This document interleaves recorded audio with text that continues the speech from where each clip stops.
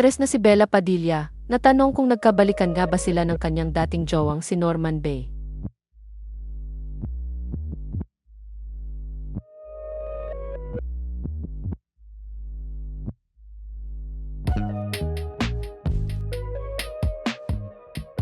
Kamakailan ay ipinost ng aktres na si Bella Padilla sa kanyang Instagram account ang ilang larawang kuha mula sa kanyang biyahe.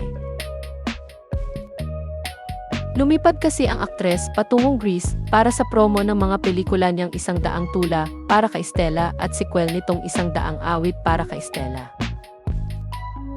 Kahit 4 na araw lamang daw siyang namalagi roon ay naging makabuluhan naman daw ito dahil nakabonding niya ang kanyang London Constance at ang dating jowa niyang Swiss-Italian na si Norman Bay.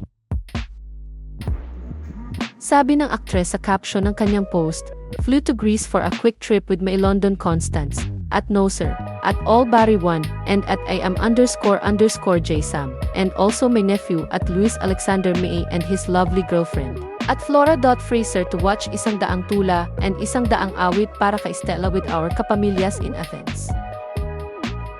We had great food, wine and company, and made the most out of our 4 days there. Thank you for hosting us, at me_Lino15 and to our ambassador, His Excellency Giovanni Palek and his family for being at the screening and supporting Filipino movies." Makikita sa ilang litrato na parang hindi naghiwalay sina Norman at Bella dahil sweet silang magkatabi kasama ang ilang kaibigan nila. Kaya naman naging curious ang netizens sa mga larawang ibinahagi ng aktres kung saan mapapansin palagi silang magkatabi sa group pictures nila. Kaya nang tanungin ng netizen si Bella sa comment section kung nagkabalikan nga ba sila ng kanyang dating jowa, sagot ng aktres, no. Ayon pa sa isang netizen, mabuti na lamang daw at sumagot ang aktres dahil maraming tao ang assuming na nagkabalikan na sila ng dating jowa nito.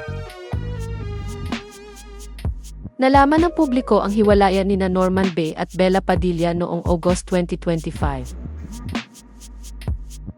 Halos 5 taon ang itinagal ng relasyon nilang dalawa.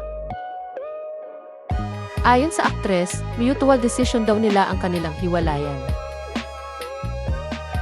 Matatanda ang tinanong ng Pep.ph si Bella noong August 2025 kung handa na nga ba siyang mag-entertain muli ng manliligaw. Sagot ng aktres noong araw na iyon, "Siguro after I finish the promo for Isang Daang Awit para kay Stella. Why not? I love falling in love. I don't think there's anything wrong with that. Kaso, hindi na ako marunong mag-date ng 2025. Kung may kilala kayo,